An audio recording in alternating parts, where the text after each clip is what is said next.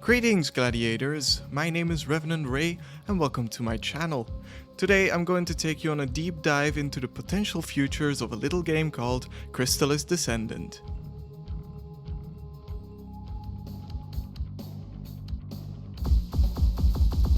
In this video, I will be brainstorming, discussing and generally saying my thoughts on what I believe the lore behind the game could be. I won't be talking about gameplay, game mechanics or potential new characters, only the raw story hidden from our eyes using details already in the game that you might have missed. Crystalis Descendant is a roguelite currently in development by Belgium-based Boxen Studios, where you pick yourself a character called a gladiator with a unique set of skills to be thrown in an arena to fight off crystal-like creatures.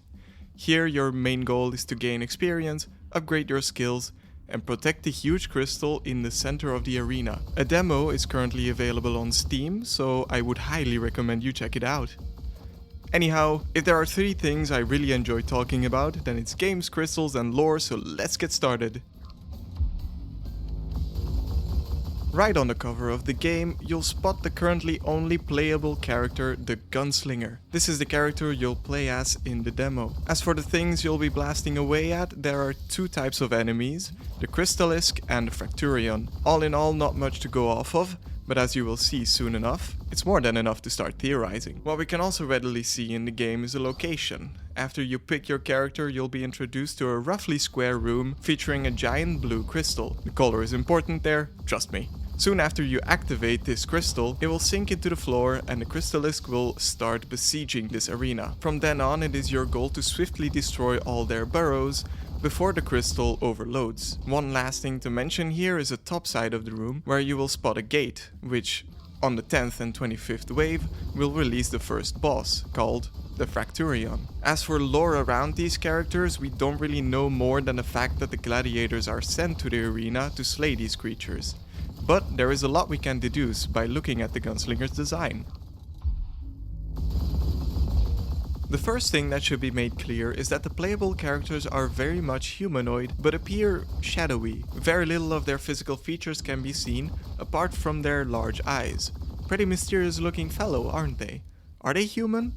Probably not, so we can assume that the setting for this game is either alien or fantastic in nature. The Gunslinger itself has three main design pieces that need attention here. First and foremost, the Gunslinger would be nothing without their gun. The gun looks to be made from a large chunk of crystal held in place by a metal structure made of what looks like the same material as the headpiece. Gunslinger's cloak kind of blocks the handle from view in the main art, but here we can see that the handle has a mechanical look to it, mostly because of the large gear inside. The gun makes it very clear that they use a crystal to shoot bullets, so this would mean the crystals contain some sort of energy able to be wielded as a weapon. Secondly, this gladiator wears a huge spiky headpiece as briefly mentioned before. What this is for we can only speculate. First things that come to mind can range from, well, a helmet to ornamental headwear to a crown even. Perhaps it's ceremonial for the arena or still something entirely else. Third, but potentially most importantly, the decently big ring shaped like a gear floating behind Gunslinger's head. At first sight, it's rather hard to place this as a functional item, so what really is it? And what is it for? We'll discuss all of these later on in more detail. Sketching a backstory for the Gunslinger at this stage is a tough challenge. A character can't exist without a world to exist in, so until we know more about that, I'll keep the Gunslinger's backstory for another time. As for the two types of enemies in the game so far, other than their distinct colors, not much is to be noted here. Crystalisks are small, reptilian or almost dinosaur-like creatures with a stack of crystals on their backs and heads. The crystals themselves look to protrude from the creature's body rather than to be made entirely from them. So the crystals could either be part of the creature's natural anatomy or perhaps not. This is harder to confirm for Fracturion, who is entirely covered in a crystal exoskeleton. But he has a few more things going on than the smaller Crystalisk. You can see that it has a few interesting details in its design, those being a little arrow stuck in its shell and the chains around its tusks. These give the impression that some gladiator went to great effort to imprison it. But there is more to it. The first curious thing about the Fracturion is the fact that when you defeat it at wave 10 and make it all the way to wave 25, you'll be met by the same Fracturion. This time its title, however, read Spectral Fracturion. Like this is the extra angry spirit of the one you killed earlier, coming at you for revenge. But what makes this possible? What's that all about? Some crystal magic maybe? Secondly, on the game end screen, a defeated Fracturion is mentioned under the mutations category. Clearly this means that Fracturion should be a bigger, more powerful version of something else, right? I'm pretty confident that it's not going to be a Crystalis. So what else could it have come from? Well, its predecessor isn't in the game yet. But if we take a look at the Steam page and scroll down, we'll find an image of a few enemies in the roadmap. This image shows a Crystalis with right next to it a small Fracturion. Isn't that just the cutest little creature? Colors in games and media are always used with reason. Be it to evoke a certain mood or serve as a visual aid, colors are chosen very carefully. Okay, ignore that. These colors used can prove a very useful tool to understand the potential story behind the game. We can examine them to establish links and connections. A fight always has at least two sides, so if we can deduce the sides of the Crystalis Descendant's fight, that would be a huge step towards catching a bigger picture of the world. There are two main colors we can find in Crystalis Descendant. The first one you will undoubtedly spot is the bright blue color of the central crystal construction. Blue usually represents good and righteousness, which is why it is so often linked to the good guys. Which would make sense because the crystal is what gives us our upgrades to survive the Crystalisk swarms. Speaking of, the Crystalisk we fight are distinctly purple, which is a unique choice for the enemy we are fighting. Purple is most often linked to mystery or mischievousness or superiority. Don't mind that last one. Like so many did before. Think of Star Wars like an example. But this is not the case. Let's first establish the blue in the Crystalis universe. Perhaps overshadowed by the large crystal in the arena, but there are two other places where we can see blue crystals, those being Gunslinger's Gun and Fracturion's Shell. This brings us to our first big contradiction. The first boss we fight is the same blue as the crystal we are supposed to protect. So if blue is a representative of the good guys, then why is this boss the same color? And to that I say, good question, but let's take a closer look. Is the central crystal really good? Maybe not. For one, it is chained to keep it in place, like it is held prisoner. And secondly, to activate it, we need to shoot it several times. Sounds pretty brutal if you think of the crystal as a living being. So if there is a connection between Fracturion and the crystal in the arena, perhaps it attacks the players out of revenge, like a bird would defend their nest and eggs. The similar color, of course, does not guarantee a connection. It could always be something else, distinct from either the gladiators or the Crystalisk. To quote the game's Steam page, "But beware, as the crystal shows no mercy, nor does it pick a side." Then what about the thing that activates the crystal? Gunslinger's Gun. This crystal is in our hands to use, but where does it come from? Surely it's not part of the gunslinger's body. Then this crystal can come from two places. Option 1 is that it is part of the central crystal, or mined from a different one in a different place. Perhaps the gun resonates with the central crystal because of this, allowing it to grow stronger by interacting with it. But this won't explain the most classic way to go would have been blue versus red. Option 2 would be that the gun uses a crystal that was once part of a creature that inhabits this world. Yes, I am saying that it might have been deliberately harvested from... Oh, hello there, Fracturion.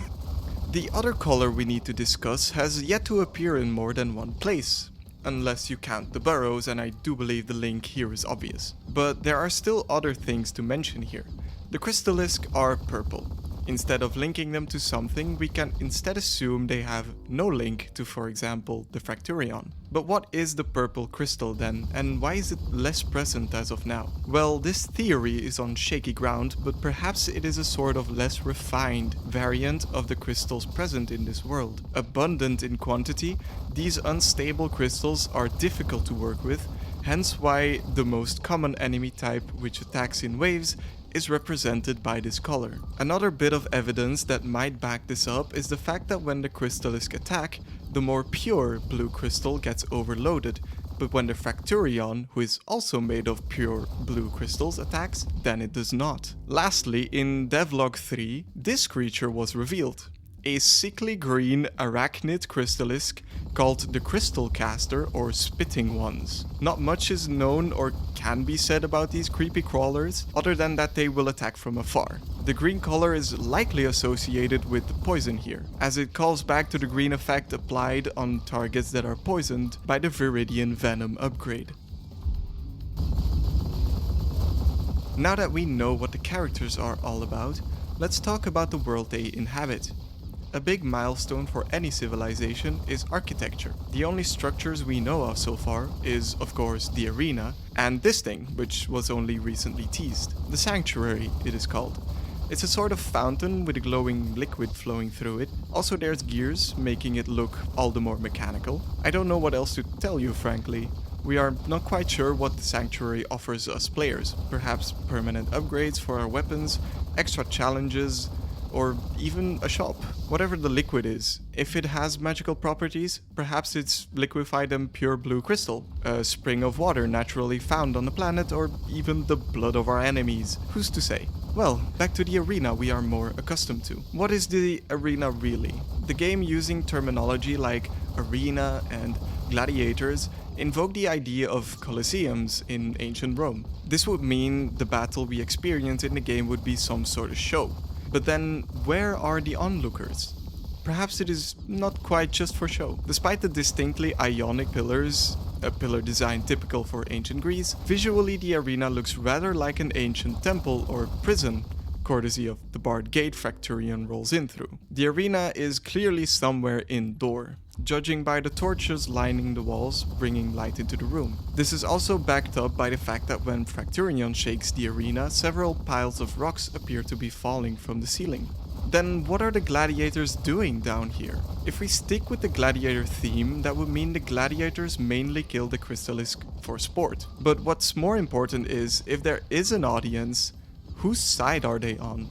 Are they with the gladiators, or do they want to see their demise? Perhaps there is no audience, and these are dungeons infested with Crystalisk, where certain chosen champions enter to harvest crystals, just like we get experience in the game and a currently unusable currency called soul dust. Rather than for entertainment, the gladiators will fight for the betterment of their civilization, which functions on the crystals gathered, much like Gunslinger's gun. Speaking of, whatever species the gladiators are part of are technologically advanced. The second gladiator announced to be coming to the game is the engineer. For there to be a character that specializes in machinery, there have to be some hints of that in the game. The only real technological item we've seen so far are the recent, very self-destructive drones from the Hive Mind upgrade, combined with the Tinkerer upgrade the demo currently gives us. They are upgrades for the Gunslinger as of now, but I'd argue that doesn't make much sense. It would be way more intuitive if these drones get to be an upgrade for the Engineer when they become playable. But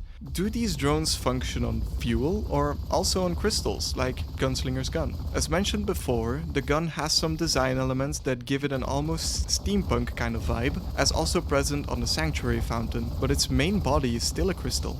Then there is something that I haven't touched upon, and that is the gear halo over Gunslinger's head. What in the world could that possibly be? To be completely honest, your guess is as good as mine. If it is meant to resemble a halo, perhaps it has religious function. Ceremonial combined with the helmet? Or is that just an archaeology meme at this point? Or maybe the Gunslinger isn't so far removed from the technological advancement as I initially thought. Outside of the Gunslinger's design, the gear icon can also be found on other seemingly random places, such as the upgrade cards designs, the HUD, interestingly, even on the Crystalisk burrows. This raises the question then, are the burrows made by the Crystalisk or the Gladiator? Perhaps we'll know more about their technological development and what it means for the characters with the release of the Engineer Gladiator. Now that we have an idea where the Gladiators hail from, what about the crystal creatures?